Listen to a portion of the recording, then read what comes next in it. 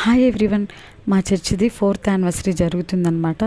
ఇంకా సేకూరు నుంచి వచ్చి హడావిడిగా ఇంకా బయలుదేరైతే వెళ్తున్నాం అనమాట. మా చెల్లి అయితే వెళ్ళి కూడా వచ్చేసింది. మేమైతే చాలా లేట్ అనమాట. ఇంకా మెల్లిగా అయితే ఇంకా వెళ్తూ ఉన్నాము.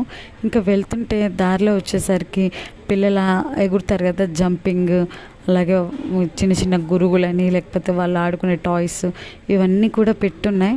మా జాయ్ ఎందుకనో కానీ చూశాడు, కానీ ఏమి కావాలి అని ఏడవడం కానీ ఇసుకిచ్చడం కానీ అలా ఏం చేయలేదు.